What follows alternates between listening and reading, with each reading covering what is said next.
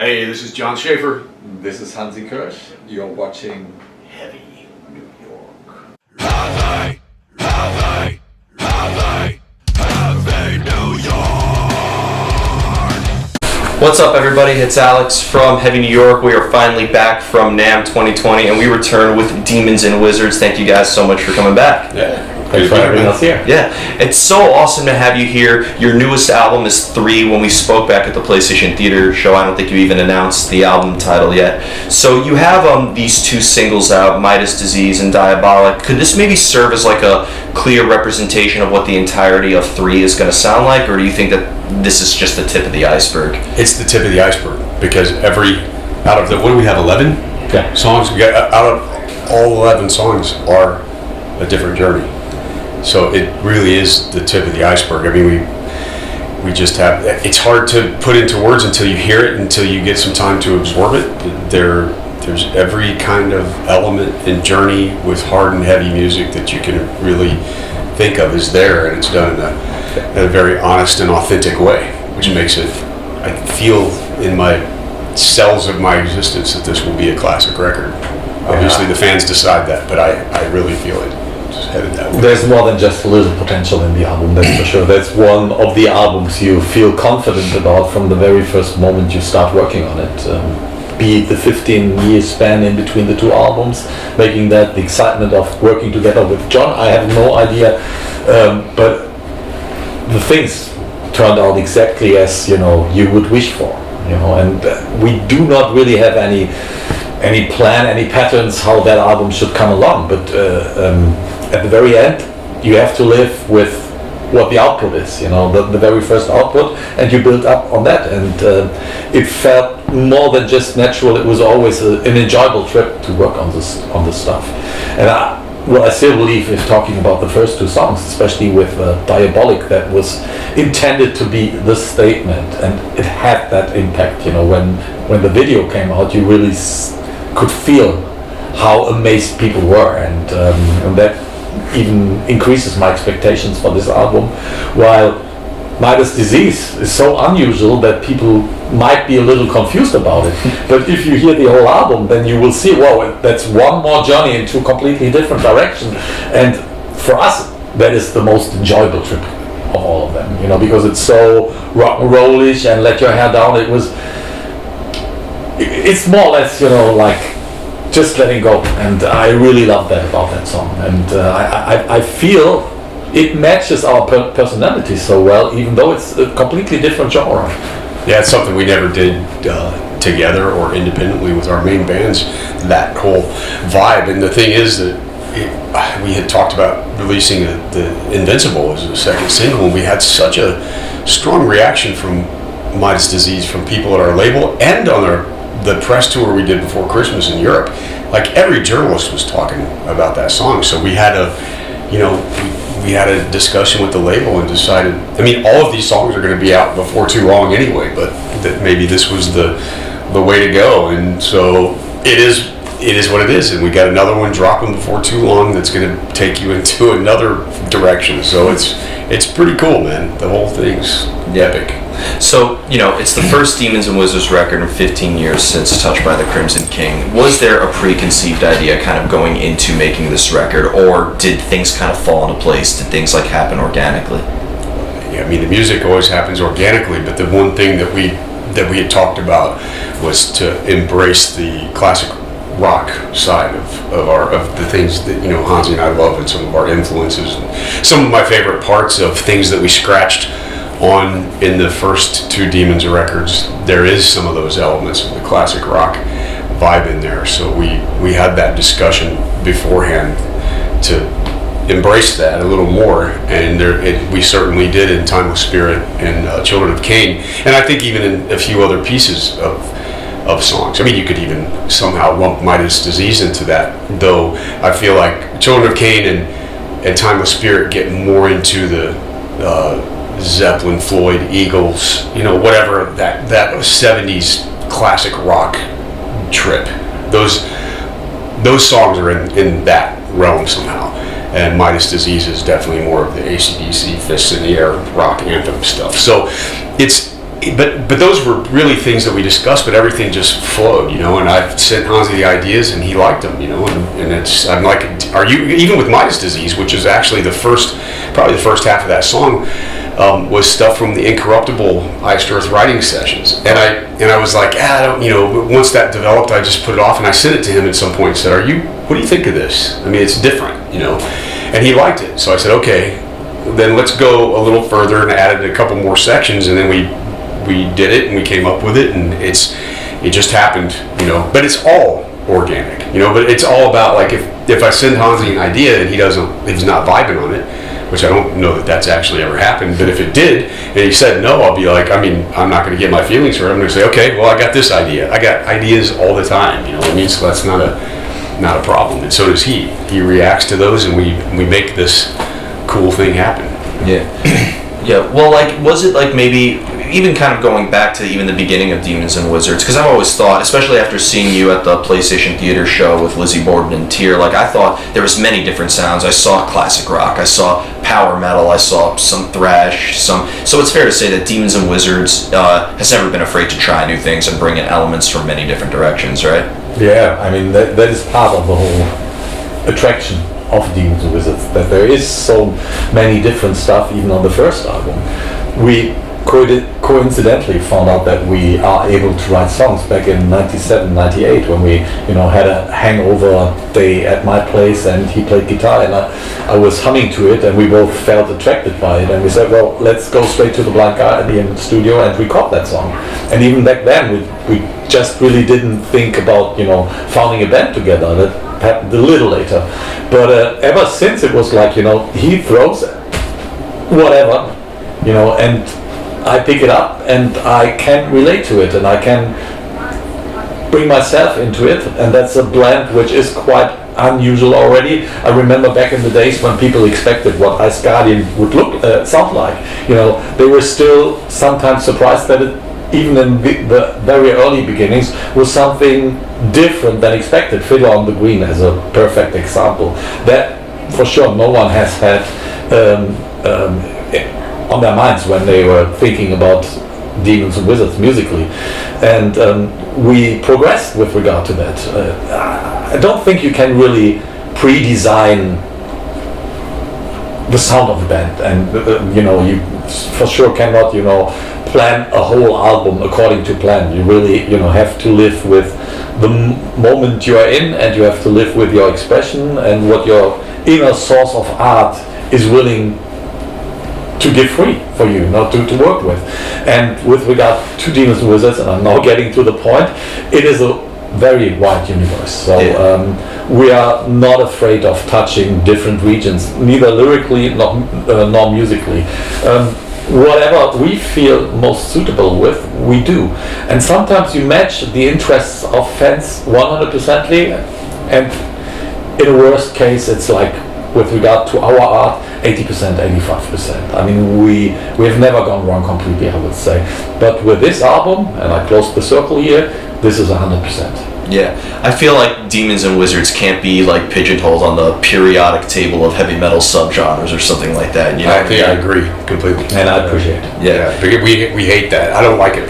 It's not fair to Iced Earth and Blind Guardian to be lumped into a power metal category, and it's certainly not, because that has also we're a metal band, but all of our bands, our three bands, we're metal bands. We're taking people on an epic journey, regardless if it's a Blind Guardian album or an Iced Earth album or a Demons and Wizards record.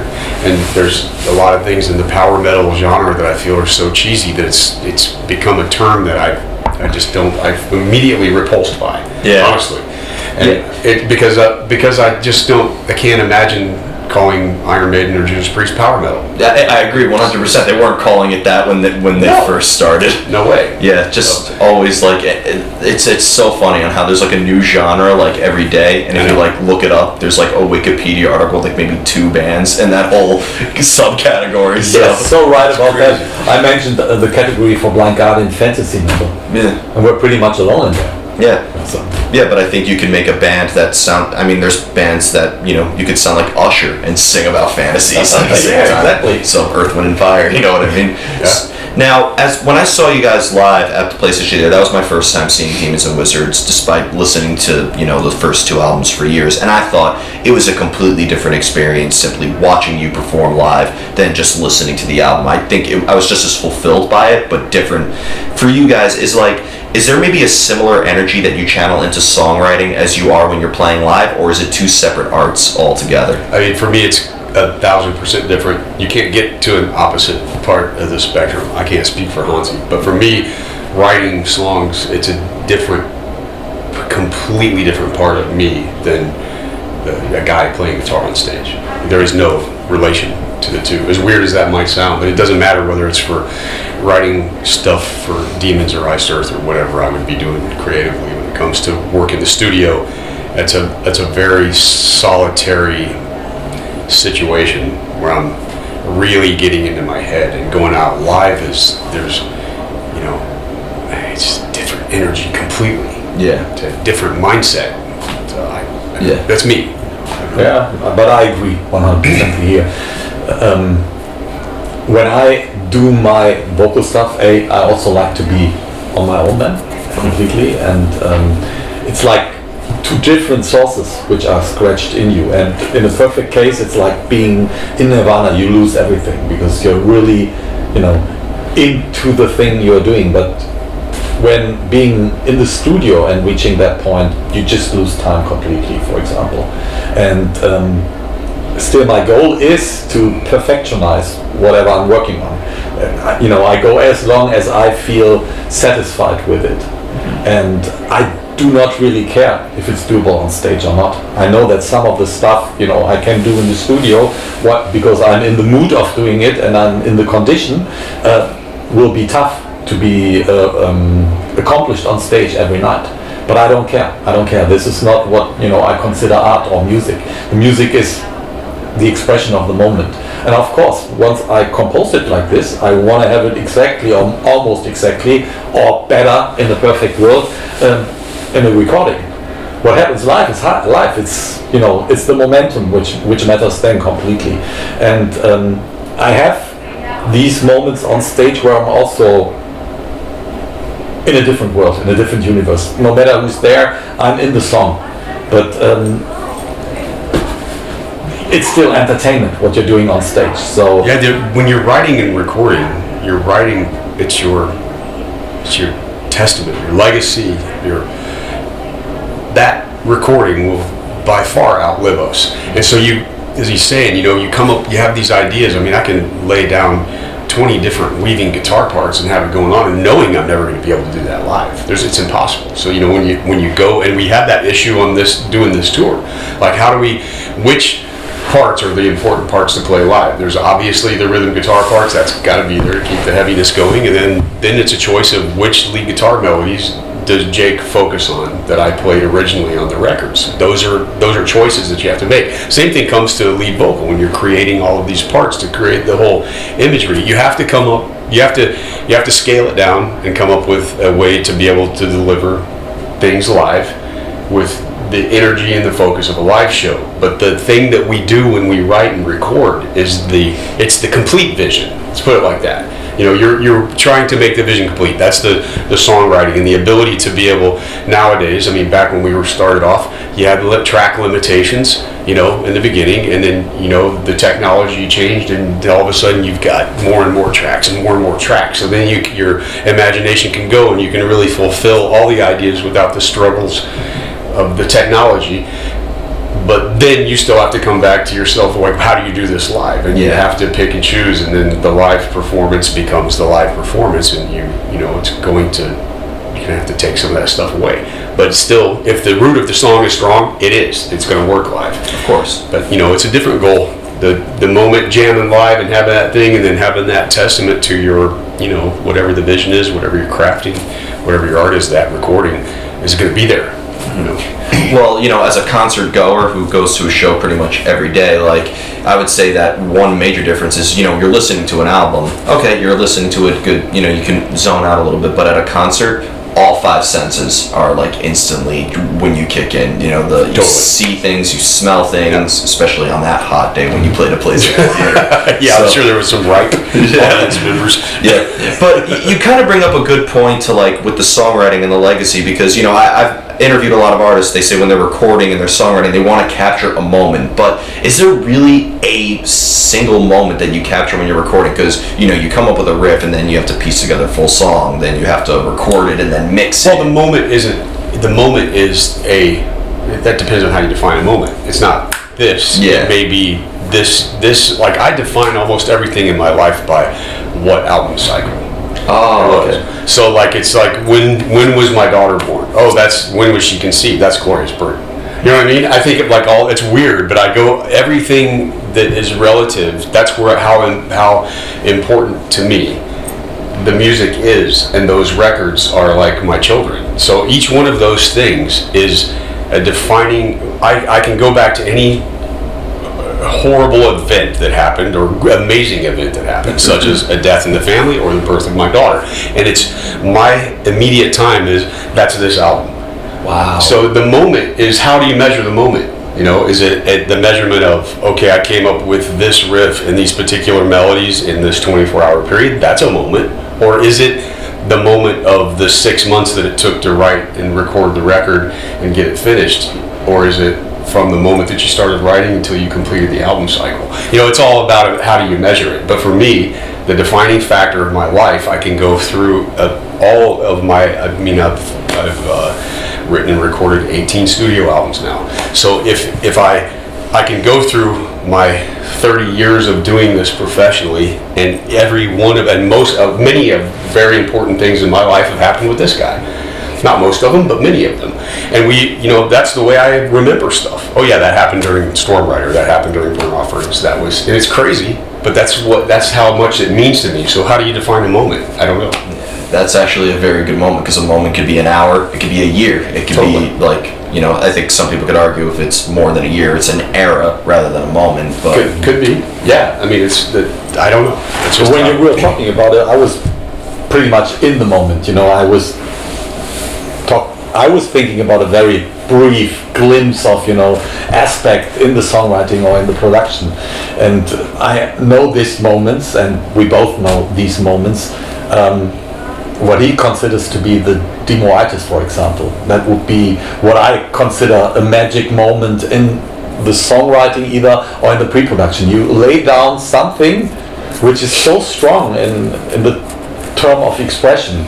You wanna have that exactly transferred to the album later on. So that would be one of these moments which, you know, you have to get over it. You have to accept that you cannot recapture this particular moment sound-wise exactly like it was there, because sometimes it's just, you know, coincidence, accidentally, whatever, you know, and you need either to live with second best, or, you know, you accept that, you know, there is no second best, because it's just a slightly different expression of musically the same piece and the same moment in the music. Mm. But for me, I'm relating stuff also to what happened during, you know, a period, but it loses importance for me. So at the very end, I really see each album as an era for its own, and I do not relate it to, you know, what happened in my life.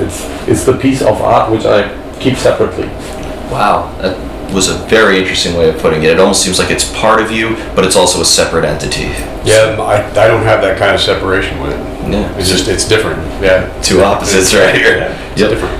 And that brings me to the final question. And again, great talking to you guys tonight. But you know, with the album 3 coming out, you know, this is obviously a different era than Touched by the Crimson King. So what could we be expecting from Demons and Wizards in this era for people who haven't heard the album yet? Well, we're going back to work with Eister and Blind Guardian. That's what I'm sorry. But I mean, that was a buzzkill. Dude, it's spoil the moment. Yeah.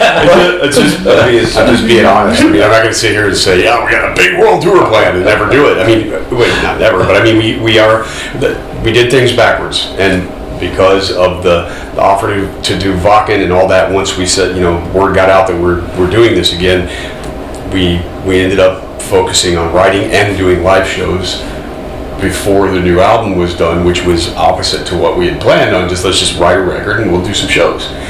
No matter how you slice it, the same amount of time has to be allotted for the work, and we need to get back to work with our own bands, because it's been over a year now of dedication to Demons and Wizards, and everybody's been kind of off, or at least my guys have. Andre's been working on a Blind Guardian record this whole time, so there has been movement in that area. But we will at some point do some shows in the next couple of years, but we have obligations that we have to get back to, and that's just the way it is. It's a kind of a bummer, because it's a really great album, and both of us would love to do it, but we've set the standard for Demons and Wizards with what we did at Bakken, and we can't just do a couple little spots here.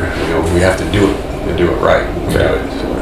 We take chances whenever it pops up. Yeah. Well, that's maybe the moment that you're capturing here, almost kind of like the cliffhanger moment of Demons and Wizards. Well, I mean, whatever happens over the course of the next few years, the momentum and the desire, I believe, we both feel very strongly that this album is going to create a special feeling for a lot of people, and it's going to give us that opportunity that when we do come back, it's going to be bigger and better on every level. Awesome. Well, guys, thank you so much. Great to see you again. Everybody, Demons and Wizards 3, pick it up when supplies officially last forever. This is Alex from Heavy New York. We'll see you next time. See you next time.